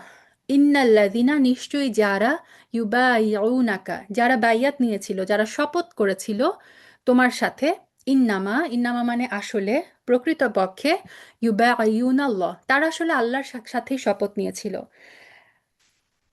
তারা এই 1400 সাহাবী রাসূল সাল্লাল্লাহু আলাইহি সাল্লামের হাতে হাত রেখে এই গাছের নিচে শপথ নিয়েছিলেন। আল্লাহ বলছেন তোমার হাতে হাত রেখে যে সাহাবীরা সেদিন শপথ নিয়েছিল তারা আসলে তোমার সাথে না, আল্লাহর সাথে সেদিন শপথ করেছিল। ইয়াদুল্লাহি ফাওকা আইদিহিম। ইয়াদুল্লাহ, ইয়াদ মানে হচ্ছে হাত, ইয়াদুল্লাহি আল্লাহর হাত, ফাওকা ফাওকা মানে উপরে, আইদিহিম তাদের হাত, তাদের হাতের উপরে আল্লাহর হাত ছিল। সুবহানাল্লাহ। এই বাইয়াতে রিদওয়ানে যে 1400 সাহাবী শপথ নিয়েছিলেন, আল্লাহ এখানে ঘোষণা দিলেন তাদের হাতের উপর আল্লাহর হাত ছিল। এই আয়াত থেকে আমরা বুঝি আল্লাহর হাত আছে। ফামান নাকাসাম ফা ইন্নামা ইয়াংকুসু আলা নাফসি। ফামান অতএব যে, নাকাসা নাকাসা মানে হচ্ছে নুকস বলি না আমরা, নুকস মানে কি ক্ষতি, নাকাসা মানে ভেঙে যাওয়া। ফামান নাকাসা যে ভাঙবে, কি ভেঙে ফেলবে? এই যে বাইয়াত, এই যে ওয়াদা, যে ওয়াদা এই সাহাবীরা নিয়েছিল রাসূল সাল্লাল্লাহু আলাইহি সাল্লামের উপরে হাতে হাত রেখে, আল্লাহ বললেন আসলে তারা শপথ নিয়েছিল আল্লাহর সাথে। সুতরাং যে এই শপথ ভঙ্গ করবে, ফা ইন্নামা অতঃপর, তাহলে আসলে, ইয়াংকুসু আলা নাফসি সে তার নিজের সাথে কৃত ওয়াদাই ভঙ্গ করবে। অর্থাৎ যে ব্যক্তি এই বাইয়াতে রিদওয়ানের পরে যে চুক্তি বা প্রতিশ্রুতি ভঙ্গ করবে সে আসলে তার নিজের ক্ষতি করবে। ওয়ামান আউফা, আর যে আউফা মানে পূর্ণ করা, যে পূর্ণ করবে, বিমা যেটা আহাদা আলাইহুল্লাহ আল্লাহ তার সাথে যে ব্যাপারে অঙ্গীকার করেছে। অর্থাৎ এই যে রাসূলের হাতে হাত রেখে বলল যে রাসূল সাল্লাল্লাহু আলাইহি সাল্লাম যদি এখন জিহাদ শুরু করেন কুরাইশদের বিরুদ্ধে, তারা সব কিছু নিয়ে জান, মানে জানের তোয়াক্কা না করে তারা মৃত্যুর জন্য প্রস্তুত। এখন আল্লাহ বললেন যে এই ওয়াদা পূর্ণ করবে যা আল্লাহর উপর, আল্লাহর সাথে সে করেছে। ফাসায়ুতিহি আজরন আযীমা। ফা মানে অতঃপর, সা মানে শীঘ্রই, ইউতিহি আল্লাহ তাকে দিবেন, খুব তাড়াতাড়ি খুব শীঘ্রই আল্লাহ তাকে দিবেন আজর। আজরন মানে হচ্ছে পুরস্কার, আযীম আযীমা মানে হচ্ছে বিরাট, অবশ্যই আল্লাহ তাকে মহা পুরস্কার দিবেন। তাহলে এই আয়াত আল্লাহ বলছেন নিশ্চয়ই যারা আপনার কাছে বায়াত করে তারা আসলে আল্লাহর কাছেই বায়াত করে, আল্লাহর হাত তাদের হাতের উপরে। আর তারপর যে এই এই চুক্তি ভঙ্গ করবে, এই চুক্তি ভঙ্গ করার পরিণাম তার উপরই বর্তাবে। আর যে আল্লাহর সাথে কৃত অঙ্গীকার পূর্ণ করবে, আল্লাহ অবশ্যই খুব শীঘ্রই তাকে মহা পুরস্কার দান করবেন। সুবহানাল্লাহ। এখানে এই যে চুক্তি পূর্ণ করার ব্যাপারে স্কলাররা আরেকটা জিনিস উল্লেখ করেছেন। এক তো ছিল যে সাহাবীরা যখন বাইয়াতে রিদওয়ান করলো, তারা কিন্তু নিজেদের জান, মানে তারা মৃত্যুর পরোয়া না করে তারা কিন্তু নিজেদের জান দিতে প্রস্তুত হয়ে গেল। তাদের কাছে কোনো অস্ত্র নেই। এখন কুরাইশদের মাঝে যাওয়া মানে কি? নিজেকে মানে শেষ করে দেওয়া। এটার জন্য কিন্তু তার এক মুহূর্ত পিছপা হয়নি। কিন্তু তারপরে যখন এই যে চুক্তিগুলো লেখা হচ্ছিল, আমরা গত সপ্তাহে শুনে এসেছি যে প্রত্যেকটা চুক্তি লেখা হচ্ছিল, সুহাইল এক একটা কথা বলছিল, আর সাহাবীরা রেগে, মানে তাদের ভিতরে যে রাগ সেটাকে তারা দমন করছিল। যখন সুহাইল বলল যে বিসমিল্লাহির রহমানির রহিম লেখা যাবে না, রসুলুল্লাহ লেখা যাবে না, মুহাম্মাদুর রসুলুল্লাহ লেখা যাবে না, মোহাম্মদ ইবনে আব্দুল্লাহ লিখতে হবে, এই প্রত্যেকটা, এবং আবু জান্দালকে যখন রাসূল সাল্লাল্লাহু আলাইহি ওয়াসাল্লাম ফিরিয়ে দিতে বাধ্য হলেন, এই যে প্রত্যেকটা মানে ক্ষেত্রে সাহাবীরা নিজেদের রাগকে যে নিয়ন্ত্রণ করেছিলেন, এটা ছিল তাদের জন্য সবচেয়ে বড় জিহাদ। কুরাইশদের সাথে যুদ্ধ করতে যাওয়া বরং সহজ ছিল, যুদ্ধ না করে নিজেকে শান্ত রাখা, ওইটা ছিল সবচেয়ে বড় জিহাদ। নিজেদের রাগ নিয়ন্ত্রণ করার জিহাদ কিন্তু আরো বেশি কঠিন। এবং আল্লাহ সুবহানাহু ওয়া তাআলা, স্কলাররা বলেছেন যে আল্লাহ সুবহানাহু ওয়া তাআলা এই আয়াতে বলছেন, যারা শেষ পর্যন্ত এই প্রতিশ্রুতি রক্ষা করতে পারবে, নিজেদের রাগ নিয়ন্ত্রণ করতে পারবে, রাসূল সাল্লাল্লাহু আলাইহি সাল্লামের প্রত্যেকটা কথা মেনে নিতে পারবে, তাদের জন্যই তিনি রেখেছেন মহা পুরস্কার। এখন আল্লাহ বলছেন, দেখেন, সায়াকুলু লাকাল মুখাল্লাফুনা, সায়াকুলু মানে খুব শীঘ্রই বলবে তোমাকে, আল মুখাল্লাফুন, মুখাল্লাফুন মানে যারা পিছনে রয়ে গিয়েছিল, ওই যে মুনাফিকরা যারা আসে নাই, সেই বেদুইনরা, তারা পিছনে রয়ে গিয়েছিল। রাসূল সাল্লাল্লাহু আলাইহি সাল্লামকে আল্লাহ বললেন ভবিষ্যতের কথা, যে এখন যখন তুমি মদিনায় ফিরে যাবা, তোমার কাছে এই পিছনে যাওয়া লোকগুলা, বসে থাকা লোকগুলা আসবে, এসে তারা তোমাকে বলবে, মিনাল আরব, বেদুইনদের মধ্য থেকে যারা পিছনে রয়ে গিয়েছিল, এই মুনাফিকরা তোমার কাছে আসবে এবং এসে বলবে, কি বলবে? শাগলাতনা আমওয়ালুনা ওয়া আহলুনা ফাস্তাগফির লানা। শাগলাতনা মানে আমাদেরকে ব্যস্ত করে রেখেছে, আমাদেরকে বিজি করে রেখেছে কি? আমওয়ালুনা আমাদের ধন সম্পদ, ওয়া আহলুনা, আহল মানে পরিবার, আমাদের পরিবার এবং আমাদের ধন সম্পদ আমাদেরকে ব্যস্ত করে রেখেছিল। ফাস্তাগফির লানা, আমাদের জন্য আপনি ক্ষমা প্রার্থনা করুন। আল্লাহ রাসূলকে বলে দিচ্ছেন, তুমি মদিনায় ফিরে যাওয়ার পরে এই মুনাফিকরা তোমার কাছে আসবে এবং এসে বলবে যে আমাদের ধন সম্পদ, আমাদের পরিবার, ইয়া রাসূলুল্লাহ, এরা আমাদেরকে ব্যস্ত করে রেখেছে। দেখেন, আল্লাহ এখানে বলেন নাই যে তারা এইভাবে বলবে যে আমরা বিজি ছিলাম। তারা দোষটা দিবে তাদের পরিবারের উপর এবং ধন সম্পদের উপরে, যে আমাদের পরিবারের জন্য, আমাদের ধন সম্পদের কারণে, ইয়া রাসূলুল্লাহ, আমরা ব্যস্ত ছিলাম, এরাই আমাদেরকে ব্যস্ত করে রেখেছিল, এই কারণে আমরা আপনার সাথে যেতে পারিনি। ফাস্তাগফির লানা, ইয়া রাসূলুল্লাহ, আমাদের জন্য ক্ষমা প্রার্থনা করুন। আল্লাহ বলে দিচ্ছেন, এই মুনাফিকদের মুখ উন্মোচন করে বলছে, ইয়াকুলুনা বি আলসিনাতিহিম, আলসিনা মানে হচ্ছে লিসান, মানে কি? জিহবা। আল্লাহ বলছেন যে তারা তাদের জিহবা দিয়ে ইয়াকুলুনা এমন কথা বলছে, মা লাইসা ফি কুলুবিহিম, যেটা তাদের কুলুবের মধ্যে নাই, অন্তরের মধ্যে নাই। অর্থাৎ তারা জিহ্বা দিয়ে এমন কথার কারসাজি করছে যেটা তাদের অন্তরে নাই। অর্থাৎ তাদের অন্তরে এক কথা, তাদের জিহবার মধ্যে রয়েছে আরেক কথা, মুখে তাদের অন্য কথা। তারপর আল্লাহ বলছেন, কুল, ইয়া রাসূলুল্লাহ, তুমি বলে দাও, ফামাই ইয়ামলিকু লাকুম, কে তোমাদেরকে, মানে তোমাদের উপরে কে ক্ষমতা রাখে, মিনাল্লাহি শাইআন, আল্লাহর কাছ থেকে, আল্লাহর থেকে কিছু, কোনো কিছুতে কে তোমাদেরকে বাঁচাতে পারবে, ইন যদি আরদা বিকুম, যদি আল্লাহ ইচ্ছা করেন তোমাদেরকে দররন, কোনো ক্ষতি করতে, আও অথবা আরদা বিকুম নাফা, নাফা মানে হচ্ছে কল্যাণ, আর দররা মানে হচ্ছে ক্ষতি। আল্লাহ বললেন যে, হে রাসূল, তারা যখন এই কথা এসে তোমাকে বলবে, তুমি তখন তাদেরকে বলো যে আল্লাহ যদি তোমাদের কোনো ক্ষতি করতে চায়, আল্লাহ যদি তোমাদের কোনো মঙ্গল সাধন করতে চায়, তোমাদের মধ্যে কে আছে আল্লাহর মোকাবেলায় তোমাদেরকে সাহায্য করবে? বাল কান আল্লাহ বিমা তা'মালুনা খবির, বরং আল্লাহ ওই বিষয়ে, বিমা তা'মালুনা, যা তোমরা করছো, খবির, আল্লাহ খুব মানে খবর রাখেন। খবিরা মানে হচ্ছে যিনি সব ব্যাপারে খবর রাখেন, অব- আহ, অব সম্যক অবহিত। তো দেখেন, এখানে আল্লাহ সুবহানাহু ওয়া তাআলা তার রাসূলকে বলে দিচ্ছেন যে ভবিষ্যতে কি হবে।